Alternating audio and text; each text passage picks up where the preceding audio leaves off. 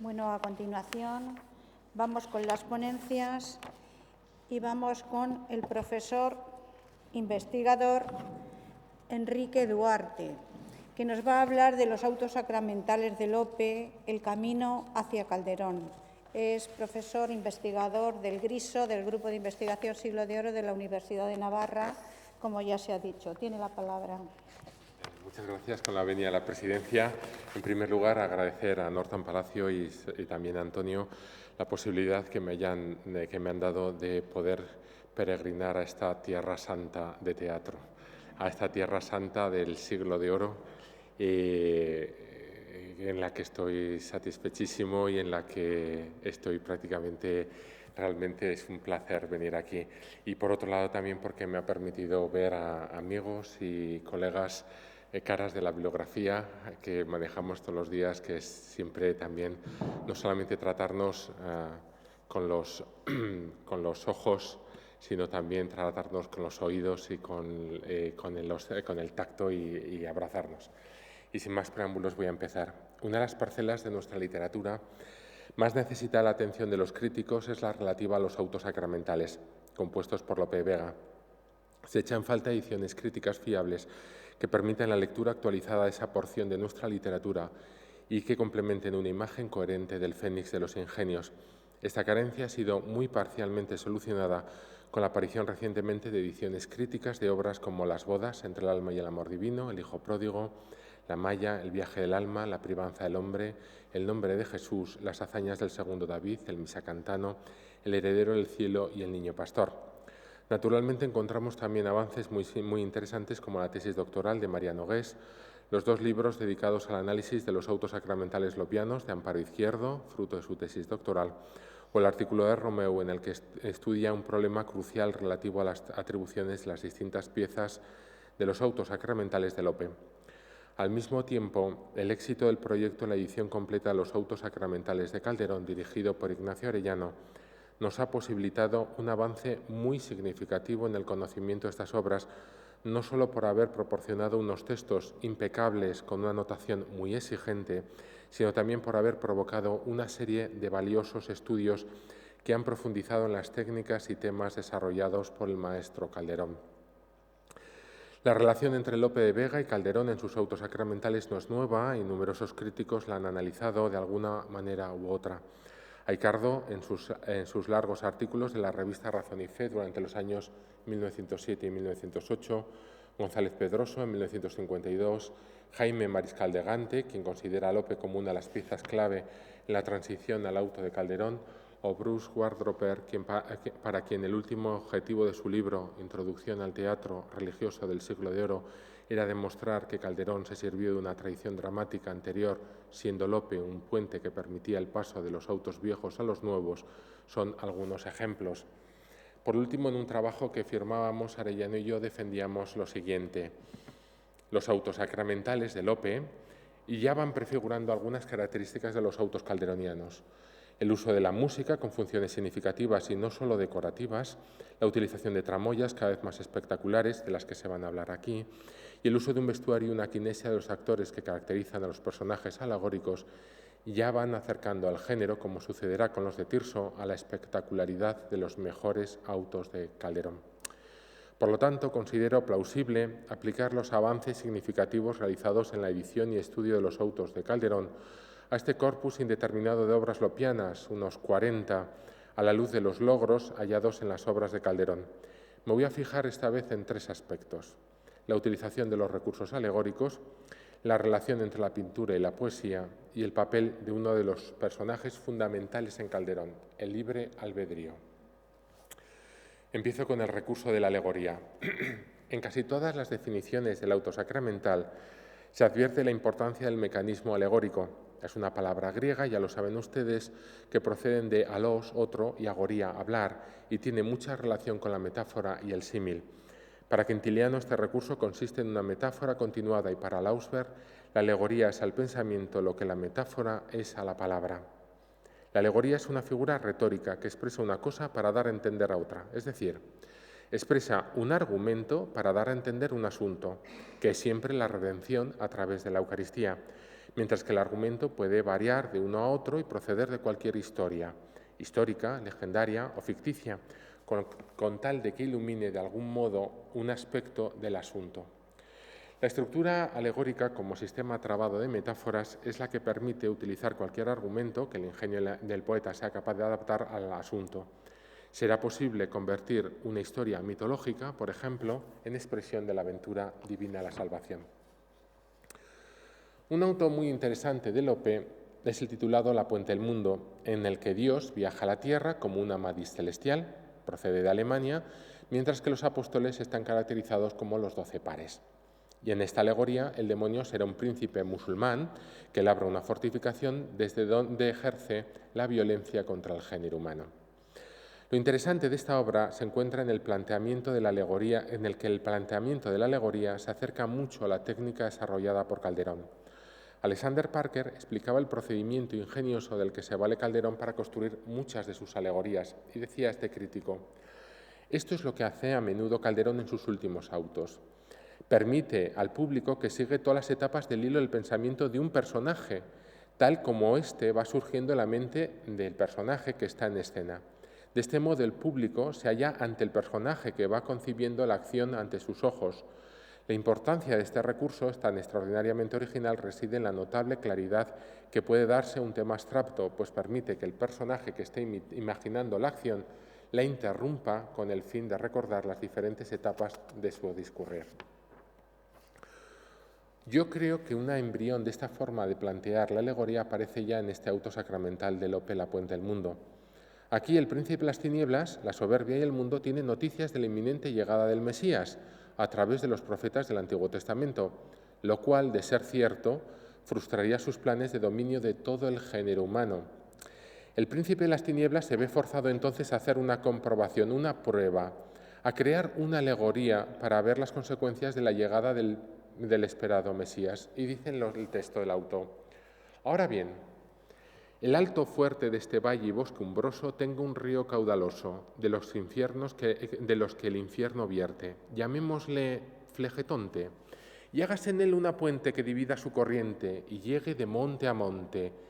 Esta será levadiza con 2 fuertes cadenas, colgará de sus almenas. Para defensa del puente quiero poner un gigante, que con solo verle espante al más gallardo y valiente, y pondréle un nombre fliero, el gigante Leviatán, soberbia llamarle quiero. El demonio está construyendo en su imaginación una alegoría, un espacio de representación historial consistente en un puente levadizo cuyas cadenas colgarán de unas almenas y que dividirá las aguas de un río salvaje llamado Flegetonte. Este puente, además, será defendido por un gigante espantoso llamado Leviatán. En este caso, Cristo, el amadís celestial, lleva a cabo una misión que tiene como objetivo el rescate del ser humano. Al príncipe de las tinieblas todo el experimento le sale muy mal y el amadís celestial consigue pasar el puente, encadenar al gigante Leviatán y liberar al alma del poder del infierno dándole 7 sacramentos y un nuevo puente que le permita alcanzar el cielo. Ese puente se construye con la cruz que ha utilizado en la derrota del demonio. Dice la acotación: ábrese lo alto del carro de la gloria y echan una cruz a manera de puente. Baje el suelo del carro y esté con sus corredores y bolas doradas lo más ancho de la tabla, porque parezca un puente. Como podemos observar, no nos encontramos con las sutilezas calderonianas, pero creo que este auto sacramental nos muestra ya cierto avance de lo que más tarde será una nueva presentación de la alegoría. Paso ahora a la relación entre la pintura y la poesía. Es evidente la importancia que la pintura tenía para Calderón, como muestra la defensa que hizo de los pintores cuando los recaudadores de impuestos impusieron una alcabala sobre sus trabajos artísticos, alegando que como artesanos debían estar sujetos a las mismas obligaciones tributarias que los demás trabajadores manuales. Calderón contesta con la deposición a favor de los profesores de la pintura, en la que defiende que es un arte superior a todas las demás y hasta la poesía, la retórica y la oratoria se rebajan ante ella. Quien ha estudiado este aspecto con más profundidad es Rafael Zafra, para el que la relación de pintura y poesía se da a través de 2 cauces. Por un lado, la animación pictórica y por otro lado, la sugestión pictórica en Calderón. En la primera, Calderón reproduce escenas que se observaban en los cuadros de la época y los desarrolla por medio de los actores en un escenario, mientras que la sugestión pictórica de Calderón es la que crea imágenes que invitan a ser llevadas a los cuadros. Calderón también es un maestro en la creación de escenas finales de apoteosis del auto sacramental. Se abren espectaculares sus tramoyas para que aparezcan niñas inmaculadas o niños de la pasión, etcétera, etcétera. Uno de los temas que está despertando el interés de los investigadores sobre la enorme producción de Lope de Vega es la relación entre la pintura y la literatura en este autor. Meritorias son las aportaciones de Armas, Foster, Portús o Sánchez Jiménez, por citar solo algunos donde se defiende la importancia de estas dos artes que Lope combina a menudo, aunque debemos lamentar también que el auto sacramental lopiano haya sido ignorada por la mayor parte de la crítica. Sobre el auto sacramental existen ciertas diferencias en la crítica a la hora de percibirlo como un género surgido del combate contra la herejía, como por ejemplo González Pedroso, Balbuena Prat, frente a los que menosprecian tal origen, Crowthorpe, Wardroper e Indurain. Lo cierto es que a mí me parece y me conmueve bastante, me parece muy atractiva la idea de Enrique Rull cuando defiende el auto sacramental como una apelación emocional para provocar una adhesión ideológica o espiritual. Y en esta apelación emocional jugaría un papel determinante la pintura para la configuración de personajes que permitan al público interpretar con corrección la alegoría y unir los dos planos, el historial y el alegórico adecuadamente.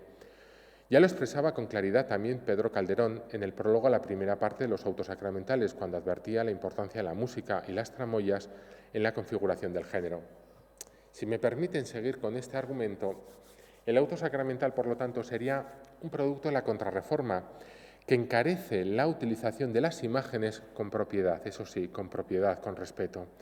No en vano la sesión 25 del Concilio de Trento, celebrada el 3 y 4 de diciembre de 1563, es bastante explícita a la hora de describir el uso que se debe hacer de las imágenes, dice el texto del concilio. Declara que se deben tener y conservar principalmente en los templos las imágenes de Cristo, la Virgen Madre de Dios y de otros santos, y que se les debe dar correspondiente honor y veneración. El honor que se da a las imágenes se refiere a los originales representados en ella. Y sigue el texto que no les voy a leer porque yo creo que está suficiente con esto. Esta postura es radicalmente diferente a la mantenida por el mundo protestante. En principio, Lutero reprueba los desórdenes y el furor iconoclasta que se producen en Wittenberg, encabezados por frailes como Gabriel Zwingli o profesores universitarios como Melanchthon o Karlstadt en los meses de septiembre a diciembre de 1521. Para el reformador alemán no era legítimo adorar las imágenes, pero sí hacerlas y poseerlas. Y otra postura más rígida todavía es la que observa Calvino, para quien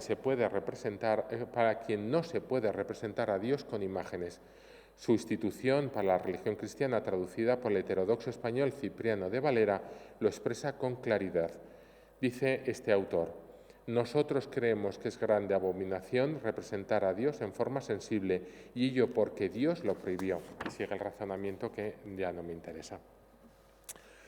Para demostrar, por tanto, lo que estoy afirmando, la relación de pintura y poesía en Lope, voy a recurrir a la descripción de los retratos de Dios Padre y Cristo. Una gran rentabilidad muestra la mención al viejo tópico del Dios pintor, el Deus Pictor, que Curtius estudiaba en Calderón, advirtiendo que se encontraba por primera vez en Empédocles y Píndaro y que San Clemente Alejandrino lo transmitió a la Edad Media.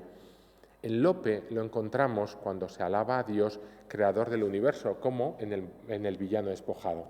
Dice la Inocencia: qué hermoso y vario está todo. En tan fresca primavera solo Dios hallar pudiera de aqueste edificio el modo. Y toda aquesta labor sobre materias vacías hizo Dios solo en 6 días. ¡Ah! ¡Cómo es lindo pintor! Pasaje semejante al que encontramos en la Santa Inquisición, aunque hay que advertir los problemas de atribución de este texto. O también en un pasaje de la locura por la honra, donde se alaba la belleza de los pajarillos cuyos colores proceden de la paleta del pintor, creador del universal. Dentro de esta metáfora me parece significativa la presencia del Dios pintor como retratista de la Virgen María. En el tirano castigado, la propia Virgen reconoce que Dios perfiló su retrato desde el comienzo de los tiempos y antes de la creación, asimilándola a la sabiduría, pero eso es otro tema. En el Rosario Nuestra Señora se nos dice que el pintor celestial realiza algunos bosquejos en mujeres, Rebeca, en Raquel, en Débora, en Abigail, en Esther, en Susana, en Ana, antes de hacer su gran obra maestra, que es la Virgen María. Y en esta idea del retrato de la Virgen cristaliza en otra obra, El nombre de Jesús, en el que el pastor retrata a Nuestra Señora en un soneto siguiendo los principios petrarquistas. Siguiendo esta imagen del Dios creador, encontramos en los hijos de María al Rosario un diálogo muy curioso en el que se explica cómo ha de presentarse este personaje, este Dios creador. Dice Custodio, el Supremo Padre di, ¿cómo ha de salir aquí? Y dice San Pedro, bien hay que considerar. Y dice Custodio, como le suelen pintar, criando el mundo. Me parece muy interesante el sintagma, este sintagma como le suelen pintar, que se va a repetir en otros momentos. Como comenta Izquierdo, hay un deseo en el escritor de que la figura no sea ambigua y que el espectador reconozca de inmediato el personaje que se representa en las tablas con las imágenes que tenían las iglesias. Pacheco, en su arte de pintura, muestra algunos detalles de cómo podría figurar el Padre en la Santísima Trinidad. Dice Pacheco, ha de ser pintar al Padre en figura de un grave y hermoso anciano, no calvo, antes con cabello largo y venerable barba, y uno y otro blanquísimo, sentado con gran majestad, como se apareció a Daniel, profeta, con alba que tenga los claros blancos y los oscuros colombinos, y manto de brocado o de otro color grave, como la túnica de azul claro. En la representación de Jesucristo encontramos una particularidad muy interesante. Hay un juego dilógico, ya que Cristo aparece con una capa encarnada, que hace referencia evidentemente al color, no hay que negarlo, pero también a la encarnación de la segunda persona de la Trinidad. En las bodas entre el alma y el amor divino, Cristo sale, dice el texto, luego debajo de un palio, todo de encarnada tela vestido. En de los cantares, de nuevo, Cristo pide su capa encarnada y hay una explicación a esta dilogía. Dice el texto, tráenle una capa aguadera de tafetán encarnado, forrado de un velo de plata y oro y un cayado en forma de cruz. Dice el cuidado, esta, Señor, es la capa que al ingrato mundo tapa tu grandeza, donde el cielo, que es aforro de este velo, se cifra en tan corto mapa. Lo encarnado está de fuera, porque es la seda mortal, y en el centro de esta esfera aquel oro celestial que Dios, cerca de Dios, era, aquel que al principio fue con su Padre, Verbo eterno. Este juego dilógico de la capa encarnada no acaba en Lope. Hasta donde yo conozco es un recurso utilizado por Calderón en el nuevo Palacio del Retiro, donde el rey y el hombre salen con libreas encarnadas, mostrando así cómo Dios se ha encarnado y hecho hombre. Esta capa encarnada puede aparecer también en otras ocasiones, como por ejemplo en la figura de Cristo resucitado. En los acreedores del hombre, el resucitado aparece de esta forma. Sale el príncipe con una tunicela encarnada y una cruz con su banderilla, como que ha resucitado. En el auto de la Maya nos lo volvemos a encontrar de la misma manera y en el misacantano aparece de forma muy similar. Con la música aparece Cristo resucitado, con su manto colorado y bandera y cruz encima de un sepulcro y canta la música esta letra. Si atendemos al arte de la pintura de Pacheco, esta representación quedaría de la siguiente manera. Con esta majestad, dice Pacheco, y hermosura se ha de pintar Cristo nuestro Señor, con su manto rojo y paño blanco, descubiertas y gloriosas sus llagas, con grandes resplandores de luz, y no excusemos su bandera triunfante. En estas acotaciones se puede observar cómo el escritor está muy atento a la forma en la que el arte representa el acontecimiento de la resurrección, ya que Cristo resucitado siempre está caracterizado por una cruz estandarte, que es su símbolo de la victoria sobre la muerte. Y ya la última parte, la presencia del libre albedrío. El albedrío, ya lo saben ustedes, es la capacidad del hombre para elegir libremente, como le explica Autoridades, la libertad que Dios dejó a la voluntad humana para elegir lo bueno y lo malo, de que pende el mérito o demérito del hombre. En general es doctrina canónica que el albedrío humano, sin la ayuda de la gracia, se inclina fácilmente al mal y que la gracia es necesaria para que el albedrío persevere en buscar el bien. La autoridad de San Agustín y otros padres recogidas en los cánones del Concilio de Éfeso lo explicita con insistencia. En Calderón es un elemento muy llamativo y aparece como personaje en el Año Santo en Madrid, Psiquis y Cupido, de la versión de Toledo, Andrómeda y Perseo, el Año Santo de Roma y la primer Flor del Carmelo, entre otros. A diferencia de Calderón, Lope no explota con intensidad este recurso dramático.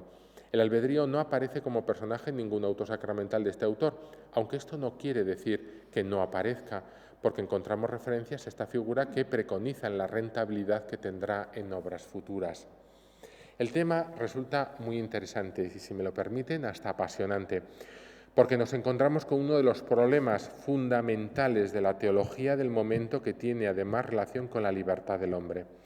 El humanismo teológico español, que llega a la cumbre en la segunda mitad del XVI, presenta importantes disputas para armonizar la gracia y la libertad del hombre, la ley y la libertad, los derechos del hombre y de la sociedad en los tratados de Justitia Jure. Alcalá fue el principal motor de este humanismo, a través de la vuelta a las fuentes, al cultivo de las lenguas y del gusto literario. En esta época se producen los contactos más intensos entre humanistas y teólogos, porque ambos están interesados en la libertad del hombre y el libre albedrío. La armonía entre la libertad y la gracia es un esfuerzo por llevar el hombre a Dios, por poner de acuerdo a la libertad y la gracia, méritos de la pasión de Cristo y libre respuesta del hombre. Este proceso comienza en este periodo y llega a su cima en las disputas de Auxilis y de los sistemas morales de finales del XVI y principios del XVII. No podemos olvidarnos de Trento, que supuso la división doctrinal entre lo católico y lo protestante. Definió con seguridad la doctrina católica en algunos extremos, iluminó otros que serán desarrollados más tarde. La Iglesia vivió con expectación el concilio y este marcó la historia de Occidente. Empezó con preguntas trascendentales. Por ejemplo, ¿quedó herida la naturaleza humana en lo sustancial por el pecado de origen o solo en lo accidental? ¿Cómo armonizar gracia divina y libre albedrío? Y al fondo, la presencia de un gigante, Lutero. El monje de Wittenberg presentaba una imagen desoladora del hombre, consustancialmente corrupta después del pecado. Al quedar destruidas la santidad y la justicia original por el primer pecado, el hombre quedó radicalmente viciado y convertido en un ser esencialmente malvado, esclavo de la concupiscencia. La libertad había muerto para él, solo le quedaba la predestinación al cielo o al infierno, y no podía hacer nada para ganar uno o evitar el otro. Frente a esta postura radical y negativa, varios autores subrayan el optimismo de la respuesta de la teología española.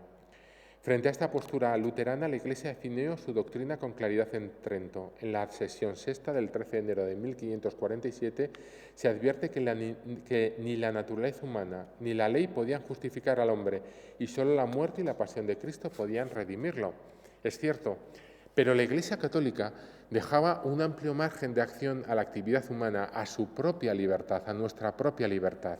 Dice el texto: de suerte que los que eran enemigos de Dios por sus pecados se dispongan por su gracia, que los excita y ayuda para convertirse a su propia justificación, asintiendo y cooperando libremente a la misma gracia, de modo que tocando Dios el corazón del hombre por la iluminación del Espíritu Santo, ni el mismo hombre deje de obrar alguna cosa admitiendo aquella inspiración, pues puede desecharla.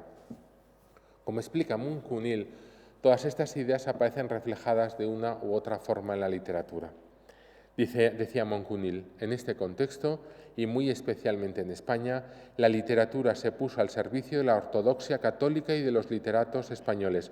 A través de sus obras contribuyeron a la formación doctrinal del pueblo. Sin perseguirlo directamente, no cabe duda que buena parte de la literatura española del siglo de oro cumplió una finalidad didáctica, incluso catequética, por ejemplo, y muy concreto, a través de los autos sacramentales de Calderón. Y no solo con los autos de Calderón, sino también en los autos de Lope de Vega. En La venta a la zarzuela, la memoria describe la composición del hombre, donde uno de los ingredientes de esa fábrica, de eso que es lo que somos, es el albedrío.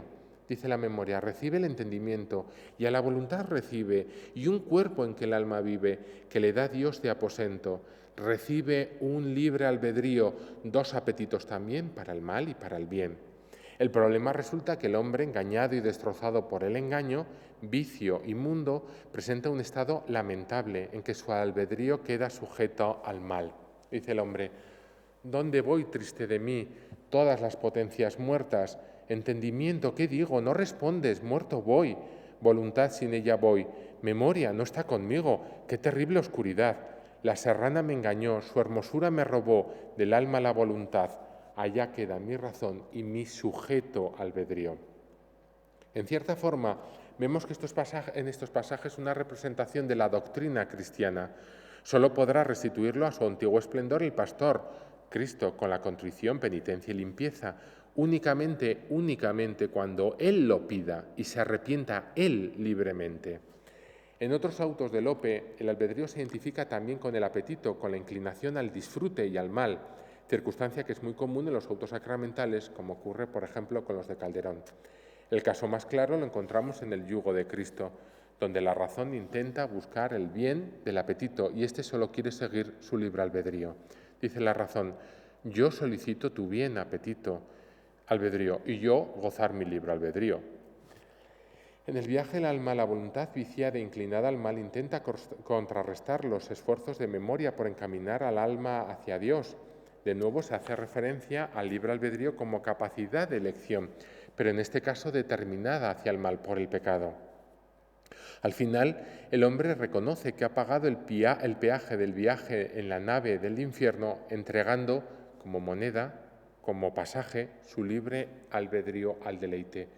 Dice el alma: Señor, en señal he dado al deleite mi albedrío. Hay muchos ejemplos más, pero con los que he aportado me parece que esta circunstancia ha quedado suficientemente aclarada.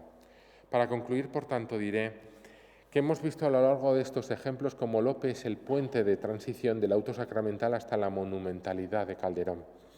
La crítica tradicional se ha fijado únicamente en el aspecto escenográfico espectacular, pero estoy firmemente convencido que el auto sacramental de Lope es algo más que puro espectáculo.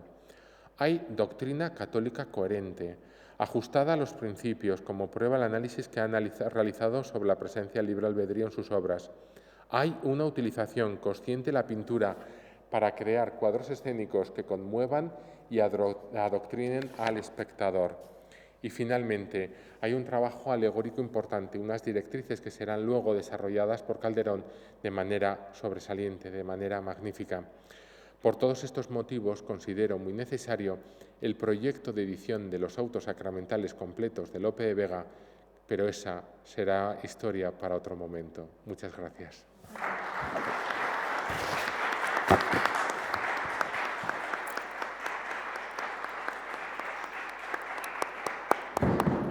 Muchísimas gracias por esta interesante y completa ponencia sobre el paso de Lope a Calderón, que todos los que hemos hecho autos de Calderón hemos tenido que ir a Lope. No nos ha quedado otro remedio, por algo será. Así es que muchísimas gracias.